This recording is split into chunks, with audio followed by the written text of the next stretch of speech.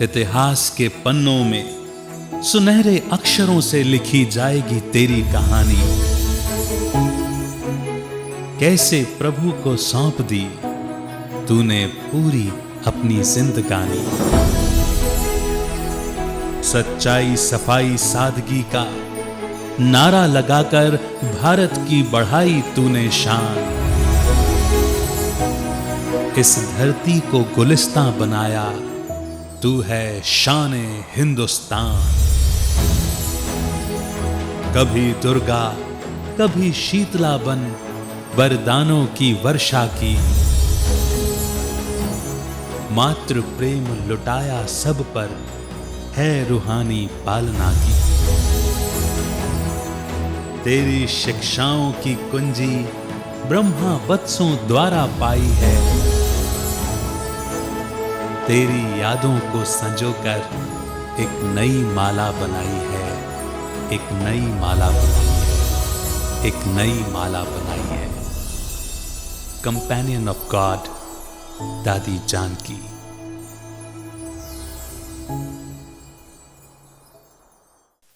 नमस्कार, ओम शांति। आप सभी दर्शकों का कंपेनियन ऑफ गॉड दादी जानकी कार्यक्रम में बहुत बहुत स्वागत है। प्रिय भाई बहनों, किसी ने सही कहा है, भावना जैसी रही जीव के मन, प्रभु मूरत दनि तसी निहारे।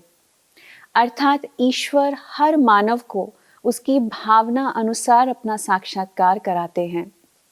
कोई ईश्वर को बच्चे के रूप में देखता तो नारायण उसके सामने बाल रूप में प्रकट हो जाते। कोई साजन के रूप में उनको याद करते तो श्री कृष्ण मुरली बजाते युवा रूप धरकर सामने आ जाते। प्रभु की इस लीला के शायद आप सब भी अनुभवी रहे होंगे, परंतु दादी जी ने तो ईश्वर को ही अपना संसार बना लिया था। इसलिए उनको हर संबंध का सुख केवल परमात्मा से प्राप्त होता था। उनकी ऐसी स्थिति की बहुत सी आत्माएं साक्षी रही हैं, जिनमें से एक है आदरणीय ब्रह्मा कुमारी अवधेश बहन जी। आप ब्रह्मा कुमारीज के भोपाल जोन की इंचार्ज हैं और ब्रह्मा कुमारीज के एडमिनिस्ट्रेटिव विंग की आप वाइस चेयरपर्सन भी हैं। आइए हम दीदी जी से सुनते हैं दादी जी के साथ के उनके अपने अनुभव। दीदी, आपका हमारे इस कार्यक्रम में बहुत बहुत स्वागत है। ओम शांति। ओम शांति। हम सर्वप्रथम आपसे ये पूछना चाहते हैं कि आप कैसे इस संस्था के साथ जुड़े और इस संस्था के संपर्क में कैसे आए और आपने समर्पित होने का संकल्प कब लिया और कैसे लिया? ओम शांति। ये आज का जो आपने प्रश्न किया है जी, अपने आप में बहुत ही गुहे है। मेरे जीवन का बचपन का ही ये संकल्प था जी, कि मुझे देश की सेवा करनी है। जी, दुनिया में जाने का, शादी करने का कोई इरादा नहीं था। जी, इसी संकल्प को लेकर के मैं चल रही थी। हमारी लौकिक माँ को ये ईश्वरीय ज्ञान मिला जी, और बड़े विश्वास के साथ वो कहने लगी कि मुझे भगवान मिला है। जी, तो हमने अपनी माँ से कहा, आपको भगवान मिला है? ये सच बात है।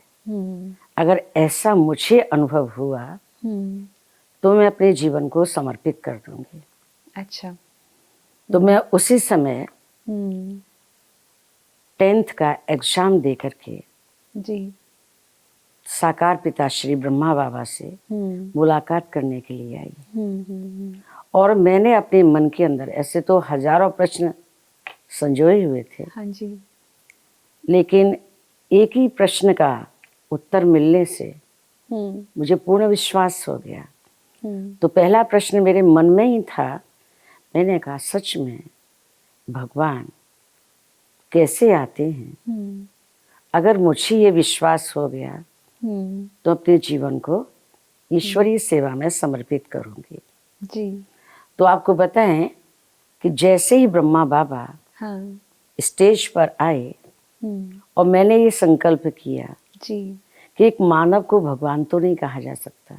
हाँ जी, भगवान तो मानव से परे की बात है। जी, जी, लेकिन इनके द्वारा भगवान कैसे कार्य कर रहे हैं ये मुझे आज अनुभूति होनी चाहिए। तो आपको आश्चर्य लगेगा, जैसे ही ब्रह्मा बाबा स्टेज पे बैठे थे, जी वैसे एक लाल लाइट चक्र की भांति बाबा के चारों तरफ चक्कर लगाते लगाते जी भ्रुकुटी में बिंदी के मतलब तिलक के समान सेट हो गई। जी जी जी। और जब ऐसा मैं देख रही थी, वैसे ही मैं अंतर ध्यान हो गई, मेरी आंखें बंद हो गई और मैं सीन वो देखती रही। आधा घंटा भगवान के महावाक्य चले, जी। मेरी आंखें नहीं खुली, मैं वही दृश्य देख रही थी। ये कब की बात है? ये सन 1968 की बात है ओके। और 24 जून की बात है। जी 24 24 जून जून तो मम्मा का दिवस मम्मा है। का दिन था। जी मम्मा के दिन ही हम आए थे ओके। और शाम का ही समय था, प्रथम मुलाकात थी ये पांडव भवन में। पांडव भवन में हाँ। और हिस्ट्री हॉल में ये बैठे और मैंने ये संकल्प किया और मुझे ये अनुभूति हुई। जी वैसे ही मैंने विश्वास कर लिया जी। कि तो भगवान की अनुभूति है। सवेरे में क्लास में आई तो मैं सबसे पीछे बैठी थी और मैंने विश्वास कर लिया था कि मुझे भगवान का बनना है। मैं तो अपनी लौकिक माँ के कहने से आ गई। जी मैं सेंटर पे कभी कभार जाती थी, जी। रेगुलर क्लास नहीं करते थे। भगवान की जो मुरली चलती थी वो मेरी समझ में नहीं आती थी। तो मैंने मन में क्वेश्चन किया कि हे भगवान, मुझे ब्रह्मा कुमारी बनना है लेकिन मुझे कुछ भी ज्ञान नहीं है। आज मुझे वो शक्ति दीजिए जिससे मैं अपने संकल्पों को साकार कर सकूं और आपका नाम रोशन कर सकूं। तो मेरी दिल है, मैं सबसे पीछे बैठी हूँ, मुझे आप आगे बुला सकते हैं, आप ही। मेरी हिम्मत नहीं है पीछे से मैं आगे बैठ सकूं। जी मुझे भगवान से दृष्टि लेनी है, साकाश लेनी है और मुरली को सही रूप में समझना है। जी। तो आपको वंडर लगेगा कि बाबा के महावाक्य चल रहे थे। मुरली चलते चलते बाबा ने कहा, जो आगरा से बच्ची आई है उसको आगे बैठाओ। अच्छा, ये वंडर ऑफ द वर्ल्ड की बात है। बाबा ने आपके संकल्प को कैच किया। इमीडिएट जी जी मुरली के बाद में मुरली के चलते हुए जी कहा, बच्ची को आगे बैठाओ। जी। और मैं दादियों के बीच में मुझे बैठाया। इधर कुमार का दादी थी। उस वक्त आपकी उम्र कितनी होगी? उस समय मेरी उम्र थी 14 वर्ष की।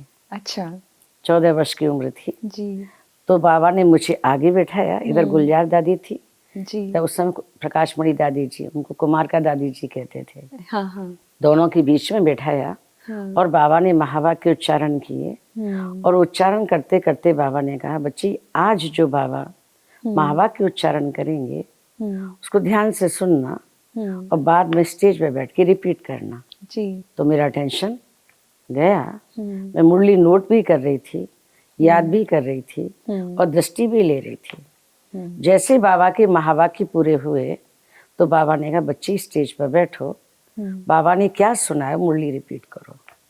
अच्छा। तो बाबा उठ करके गेट के पास खड़े हो गए जी। और मैंने बराबर जैसे भी उस समय याद हुआ 8-10 पॉइंट सुनाए जी। कि बाबा ने मुरली में ऐसे कहा, ऐसे कहा। और जब मैंने सुनाए तो बाबा ने ताली बजाई और सारी सभा ने ताली बजाई। फिर बाबा ने कहा, बच्ची जितने दिन यहाँ रहोगी मुरली ऐसे ही रिपीट करोगे। अच्छा। तो आपको आश्चर्य लगेगा, 7 दिन में बाबा ने मुझे मास्टर मुरलीधर बना दिया। जी। और उसके बाद ऐसे तो 7 डेज हम रहे, जी। बहुत वंडरफुल अनुभव। वो सुनाएंगे तो रातों रात भी नहीं पूरा होगा। लेकिन मुझे बाबा ने कमरे में बुला के हाँ जी। मेरे से पूछा कि बच्ची तुम्हारा लक्ष्य क्या है। मैंने कहा, बाबा मेरा लक्ष्य है देश की सेवा करना। जी। और देश की सेवा करने वाले सच्चे होते हैं डॉक्टर्स, हाँ जी। क्योंकि वो सभी का हाँ, सभी का इलाज दुख करते हैं, दूर हरते करते हैं जी और नेक्स्ट टू गॉड कहलाते हैं। जी बिल्कुल। मुझे डॉक्टर बनना है। तो बाबा ने कहा, बच्ची बहुत अच्छा लक्ष्य है, वर्तमान समय इसकी बहुत आवश्यकता है। लेकिन बच्ची जानती हो आजकल कितने डॉक्टर हैं, कितने हॉस्पिटल बनते जा रहे हैं, कितनी मेडिसिन निकलती जा रही हैं, क्या बीमारियां कम हो रही हैं? बीमारी तो बढ़ती जा रही है। आज बाबा तुम्हें रूहानी डॉक्टर का सर्टिफिकेट देते हैं। अरे वाह। ये सबसे तो अच्छा बाबा ने। क्योंकि 90% बीमारियां मानसिक होती हैं, जी 10% है खान पान, पर्यावरण या घटना दुर्घटना, हाँ जिसका ट्रीटमेंट बहुत अच्छा हो रहा है। हाँ जी लेकिन 90% का ट्रीटमेंट आज बाबा तुम्हें इसकी ट्रेनिंग देंगे। तो बाबा ने केवल 5 मिनट में 3 बातें बताई। बच्चे, एक तो माइंड को पावरफुल करके दृढ़ संकल्प करना कि इसकी जो प्रॉब्लम है, इसकी जो बीमारी है, इसकी जो भी समस्या है वो सॉल्व हो जाए। ओके दूसरी बात, अपनी दृष्टि के द्वारा बाबा को समा के से पावरफुल दृष्टि देना, उसका ऑपरेशन हो जाए। जी संकल्प के द्वारा बाबा ने का इंजेक्शन लगाना, अच्छा दृष्टि के द्वारा ऑपरेशन करना। जी बच्ची बाबा की याद में टोली खिलाओगी, प्रसाद खिलाओगी, अमृत पिलाओगी, वो दवाई का काम करेगा, जी बीमारी छूमंतर हो जाएगी। आज तुम्हें बाबा रूहानी डॉक्टर का सर्टिफिकेट दे करके तुम्हें, मैं तो आगरा से आई थी, जी बाबा ग्वालियर भेजेगा अच्छा उसी दिन। ये बात दूसरे दिन की बात है, जी ग्वालियर भेजेगा, क्योंकि ग्वालियर में जो सेंटर था, नीचे सामने सिविल हॉस्पिटल, जी नीचे मेडिसिन की दुकान, जी ऊपर में आश्रम। ओके तो बाबा बोर्ड लगवा देगा रूहानी हॉस्पिटल। अच्छा तो हमारे महेंद्र भाई सब थे, जी बिल्कुल बाबा ने उनको फोन किया कि बच्ची को मैं भेज रहा हूँ रूहानी डॉक्टर बनाकर, तुम फौरन रूहानी हॉस्पिटल का बोर्ड लगा दो। अच्छा तो जब मैं 7 दिन के बाद गई तो वंडरफुल रूहानी हॉस्पिटल। क्या होता है रूहानी हॉस्पिटल, किसी को तो मतलब नहीं है। हॉस्पिटल माना हॉस्पिटल, जी सामने सिविल हॉस्पिटल, ये रूहानी हॉस्पिटल। जब डॉक्टर वहां नहीं दिखाई देते, सीधे ऊपर चले आते। हाँ जी सिर दर्द, पेट दर्द, ये दर्द, मैंने बाबा की बताई हुई जो भी ट्रेनिंग थी उसको यूज किया और 100% सक्सेसफुल। जी जी तो बाबा ने मेरे लक्ष्य को पूरा किया और मैं सेवा में समर्पित हुई। और इस प्रकार की सेवाएं करते करते बाबा ने तो फिर बहुत सारी सेवाओं की जिम्मेदारी दी, जिसको लेकर के आज बाबा ने बहुत बड़ी सेवा का ताज कहो जी या बाबा का वरदान कहो, ये फल रहा है फूल रहा है। जाते जाते बाबा ने 3 वरदान दिए।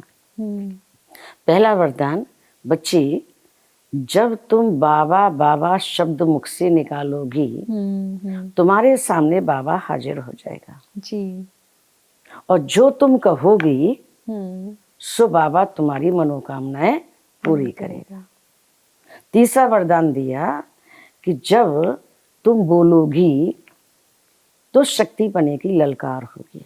अच्छा और बाबा को सामने रखना, कभी किसी प्रकार से मुख से ना शब्द नहीं बोलना। जी बिल्कुल मेरा बाबा मेरे साथ है, सफलता मेरे हाथ है। जी ये बाबा का वरदान काम कर रहा है। जी तो दादियों के साथ भी आपने बहुत समय व्यतीत किया होगा, तो विशेषकर दादी जानकी के साथ का कोई अनुभव। दादी जानकी से आप पहली बार कब मिले? दादी जानकी जी से तो पहली बार हमारी मधुबन में बाबा के साथ ही मुलाकात हुई। जी और दादी जी को देख करके, जानकी दादी जी को देख करके, उस समय दादी जी की क्या सेवा रहती थी जब आप पहली बार मिले थे दादी से? दादी जी तब पूना में रहती थी अच्छा और पार्टी लेकर के यहाँ आई थी। उस समय दादी जी थी जब साकार बाबा से मुलाकात हुई। जी और दादी जी ने बहुत कुछ माना ऐसे ही क्लासेस कराई, हाँ क्योंकि दादी जी का बचपन से ही वैरागी जीवन रहा है। और वैरागी जीवन को देख करके हमने प्रेरणा ली कि हमें संसार में कुछ नहीं चाहिए, भगवान मिला तो सब कुछ मिला। जी तो बाबा ने, साकार बाबा ने, जब हम ग्वालियर में ही थे, आपको वंडर लगेगा, दादी जी को टूर पर भेजा था। अच्छा और जब टूर पे प्रथम बार दादी जी आई थी, माना ये 70 की बात होगी, जी जी 70 माना 69 70 जब बाबा चले गए थे। अव्यक्त हो गए थे। तो वंडरफुल यात्रा। दादी ट्रेन से आई हाँ और मात्र एक प्लास्टिक जैसा थैला, उसमें 2 ड्रेस लेके आई। जी हमने दादी से कहा, दादी आपकी अटैची कहाँ है? जी यही मेरी अटैची है। मैंने कहा यही अटैची है और आप तो 4-5 दिन के टूर पर आई हैं, तो मैं क्या यहाँ कपड़े नहीं धुलाई करा सकती? जी बिल्कुल नहीं जी दादी, कपड़े तो धुलाई हो जाएंगे। केवल एक थैला लेकर के। इससे मुझे इतनी प्रेरणा मिली कि इतनी बड़ी दादी जी और मात्र एक पॉलीथिन लेकर के चल रही हैं जी। मन इनका जीवन कितना simple living and high thinking, हाँ जी। गजब की बात है जी। उसके बाद तो आपको वंडरफुल बात बताएं, दादी जी से हमारी फिर भोपाल के अंदर में बहुत बड़ा प्रोग्राम होने जा रहा था। हाँ जी। जिसमें प्रकाशमणि दादी जी गई थी। हमने मतलब 16 बिंग के प्रोग्राम किए थे। अच्छा। बहुत एक्सीलेंट प्रोग्राम थे। हाँ। उस समय पर दादी जी भी गई थी, जानकी दादी जी भी गई, प्रकाशमणि दादी जी भी गई, सब दादियां गई थी, बड़े बड़े सब महारती भाई बहन गए थे जी। तो उस समय दादी जी एक बात कह करके आई थी। तो भाई सब थे कि महेंद्र भाई बहुत बड़े प्रोग्राम किए हैं, लेकिन अभी गरीबों के, दलित वर्ग की सेवा करो। हाँ। झुग्गी झोंपड़ी वालों की सेवा करो। जी जी। तो फिर दादी आएगी, वीआईपी के तो प्रोग्राम करते हैं। जी जी। अभी थोड़ी गरीब आम जनता की, झुग्गी झोंपड़ी वालों की सेवा करो। तो हमने सब जितनी भी भोपाल के अंदर में झुग्गी झोंपड़ी दलित वर्ग थे उन सबको बुला के बहुत विशाल ब्रह्मा भोजन का प्रोग्राम रखा था। लेकिन वो था प्रोग्राम दिसंबर में जी, साइंटिस्ट विंग का 16 विंग के जी और ये प्रोग्राम था जनवरी में। ओनली 1 मास का ही गैप था जी जी जी और प्रोग्राम वो रखा। जी। तो कोई भी मधुबन से छुट्टी नहीं दे रहे थे अच्छा। दादी जी को। जी। तो जानकी दादी जी ने कहा, दादी जी आपने मेरे सामने प्रोग्राम दिया था कि जब तुम बुलाओगी तो मैं चली आऊंगी, और दादी ने कहा जब तुम बुलाओगी तो मैं चली आऊंगी। अभी दिसंबर में प्रोग्राम करके आए हैं, अभी जनवरी में बुला रहे। दादी ने 1 ही मास हुआ है। मैंने कहा दादी 1 मास नहीं 1 साल हो गई।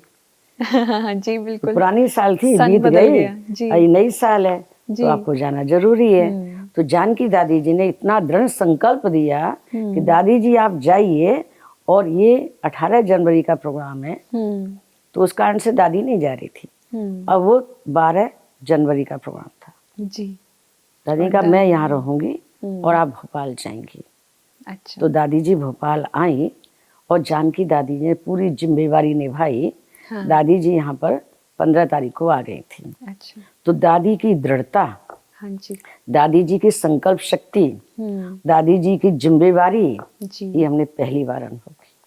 जो यज्ञ का एक बहुत बड़ा इतिहास रचा गया कि 1 ही मास के अंदर दादी 2 बार पहुंची। तो दादी की महानता।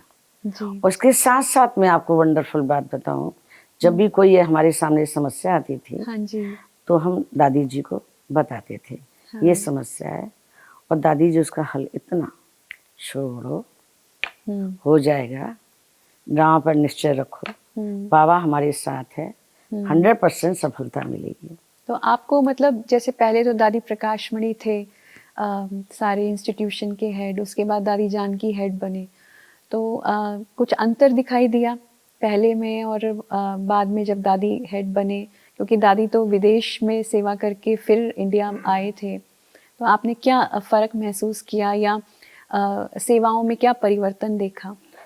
हमने सेवाओं में ये परिवर्तन देखा, दादी जी प्रकाशमणि दादी जी एडमिनिस्ट्रेशन में तो नंबर 1 थे, उसमें तो कोई शक की बात नहीं जी, क्योंकि उनका एडमिनिस्ट्रेशन इतना पावरफुल था, जो ऊपर से लेके नीचे तक, छोटी से लेके बड़ी तक हर बात का ध्यान रखते थे। जी, जी। लेकिन जानकी दादी जी के एडमिनिस्ट्रेशन में हमने देखा साइलेंस से कैसे काम होता है। जी बिल्कुल, साइलेंस की शक्ति का दादी बहुत इस्तेमाल वंडरफुल। जी जी, मतलब बड़े से बड़े कार्य चुटकी में हो जाए, और कैसे दादी जी के थ्रू बाबा करा रहे थे। हाँ जी, वो दादी जी के पास पावर है, हाँ, उस पावर को उन्होंने बराबर यूज किया, देश में भी यूज किया और विदेश में ही।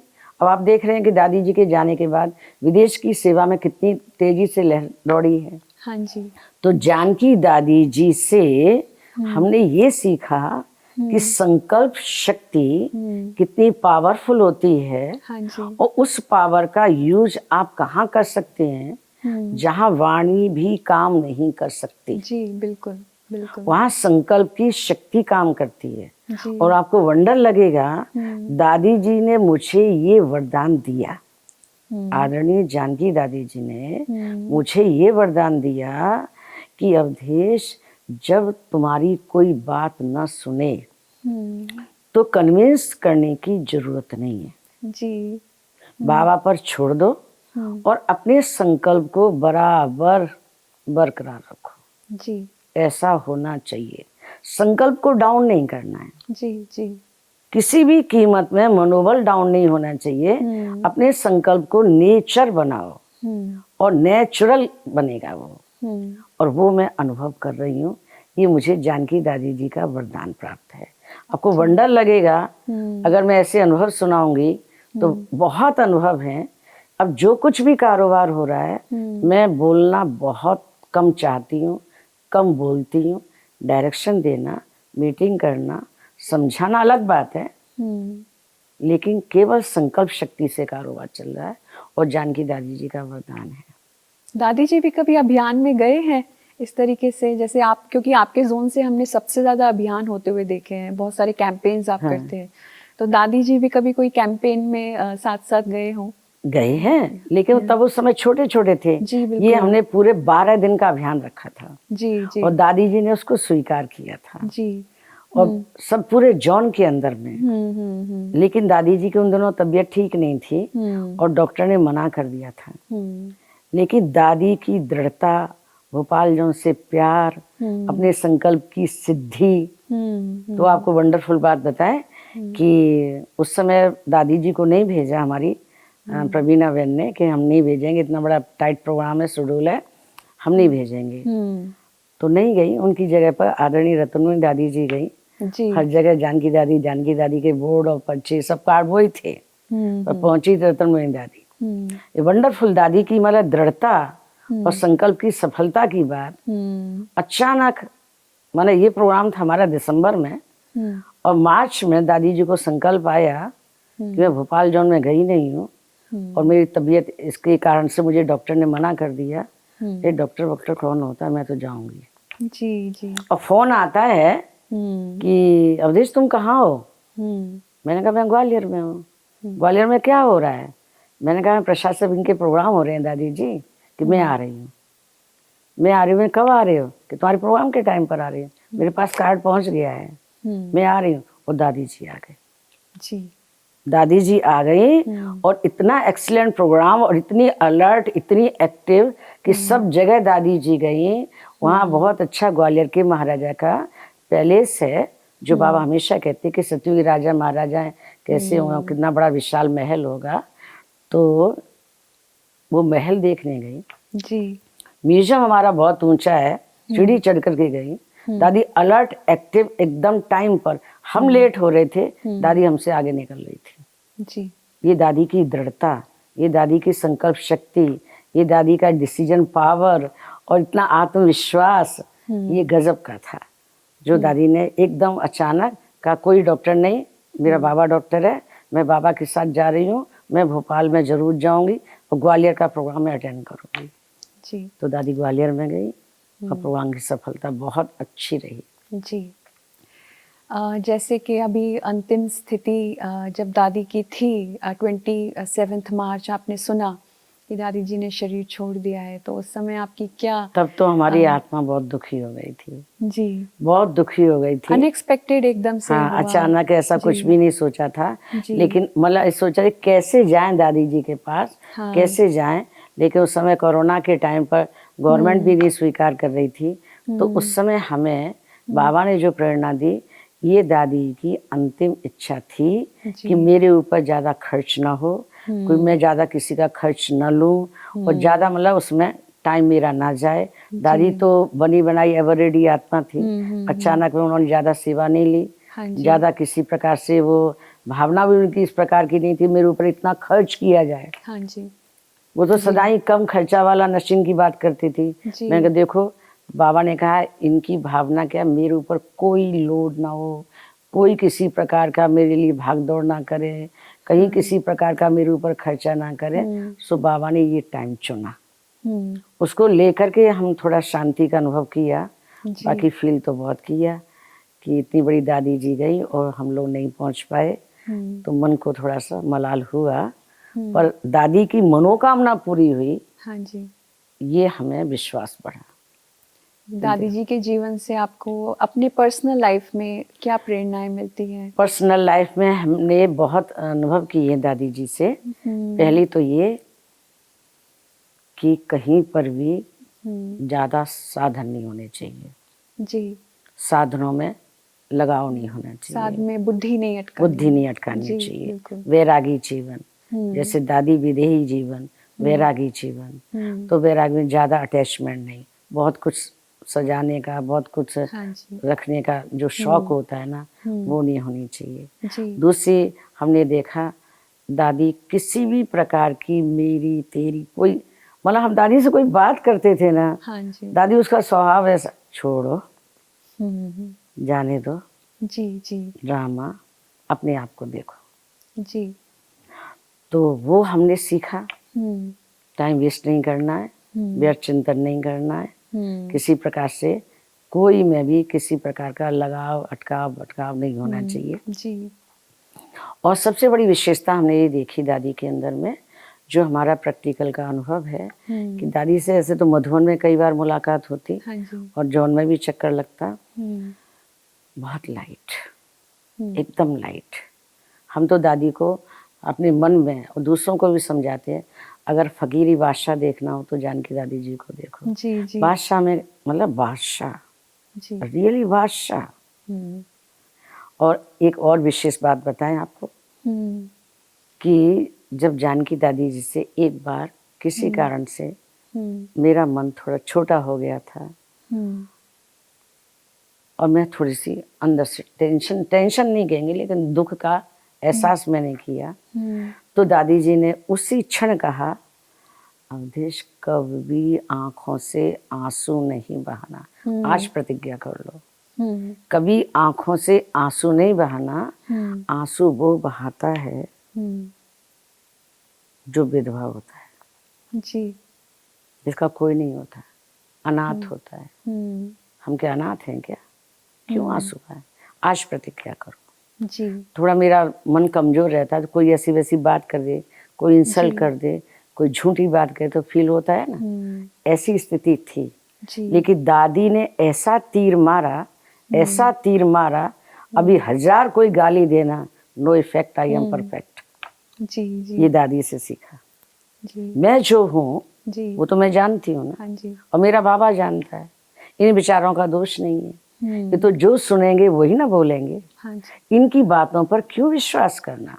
जी जी दादी ने पाठ पढ़ाया।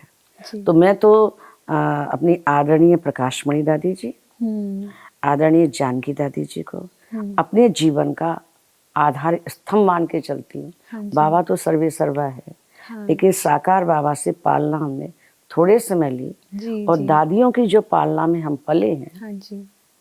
वो तो इतिहास वर्तमान समय बता रहा है जी। कि समस्या तो हर एक के सामने है, क्योंकि समस्या भरी दुनिया है। हाँ जी। लेकिन हम उस समस्या को अब तपस्या में लेके चलते हैं, क्योंकि बिना समस्या के तपस्या होती नहीं है। जी जी। जब तक कोई काम ना हो, कोई बात ना हो, तो बात करेंगे कैसे? हाँ जी। हम योग कब लगाते हैं? जब समस्या आती तब ज्यादा योग लगता है जी बिल्कुल। ना। तो ऐसे नेचुरल योगी बनना है तो समस्याओं का वेलकम करना है, जी। डरना नहीं, घबराना नहीं है। ये दादी जी से सीखा। थैंक यू सो मच दीदी, आपने इतने सारे दादी जी के साथ के और अपने पर्सनल एक्सपीरियंसेस हमारे साथ शेयर किए। हम किन शब्दों में आपका धन्यवाद करें। आपका यहाँ आने के लिए बहुत बहुत शुक्रिया। दर्शकों, दादी जी ने अपना जीवन एक कर्म योगी की भांति व्यतीत किया। वे पूरा समय बिजी होते थे, परंतु सबसे मिलते थे। उनके मन की डोर सदा परमात्मा से जुड़ी रहती थी, इसलिए कभी भी थकते नहीं थे और अनेकों के लिए प्रेरणा स्रोत बन करके रहे। दादी जानकी जी से जुड़े और भी अनुभव हम सुनते रहेंगे हमारे अगले एपिसोड में। आज के लिए बस इतना ही, आज्ञा लेते हैं। नमस्कार, ओम शांति।